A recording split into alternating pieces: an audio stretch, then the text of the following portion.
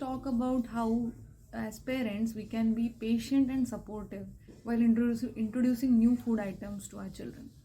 So, the most important thing here to remember is the first rule is right expectations.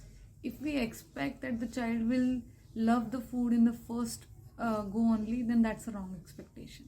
Another expectation, as parents, sometimes we believe that like we finish our food in 10 to 15 minutes, our children are also going to do like that.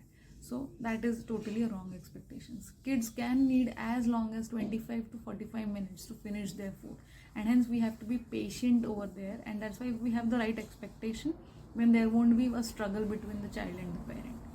Then let's move on to another thing that we can ensure while being patient and being supportive to our children is that give words to their behaviors. That is very important. Many a times children don't have enough vocabulary to express their feelings.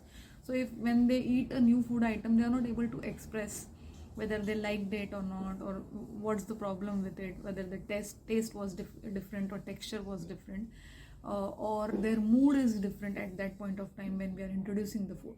So it's important that rather than questioning their behavior, that why are you behaving like this, why don't you eat it, last time you had eaten, this time you are not eating it, finish this off, these kind of pressures should be avoided, this kind of questions should be avoided, and better would be to give words to their emotions. That is, if your child has eaten 4 to 5 bites, you can say, okay, I can see that you are trying, that's good, last time you had eaten just 1 bite, this time you have eaten 4 to 5 bites, so I see that you are trying.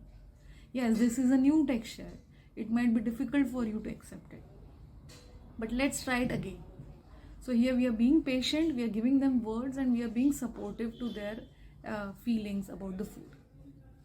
As parents, we try to follow a schedule for our children. Okay, at this time I will give breakfast, at this time I'll give lunch, at this time I'll give dinner, these kind of things, and other snacks. So around 5 to 6 meals are planned for our children.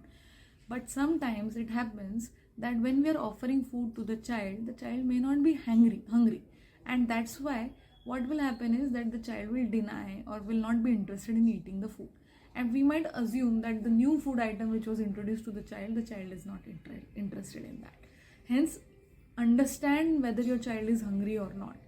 In some cases, when the child had just had a small snack outside or had just grazed on some kind of other food stuff, he may not be interested in the food item because he is not hungry. So be patient and let the child eat only couple of bites, and if the child says no, that is completely fine. After some time, when the child asks for food and says that he or she is hungry, at that time give the child the food that was prepared first, and that only should be again offered to the child, rather than giving something as a comfort food, because otherwise the child will understand that if I want to avoid new food items, if I want to avoid something which I don't like, I should say no first, and after some time when I ask my mama or papa, they will give me what I like. So we need to understand whether the child is hungry or not.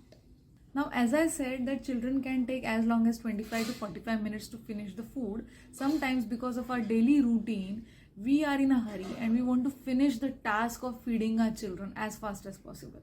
And here the role of screen comes. The screen comes into picture, we show the screen and the child finishes off the food in 10 minutes, 15 minutes, and we are relieved. And then it becomes a daily cycle and the child starts becoming dependent on the screen. Even we also get dependent on the screen. We'll first put on the TV on and then we'll offer the food to the child. So screen is a complete no. For being supportive to your child's needs, it's important that we do not use screen during mealtime.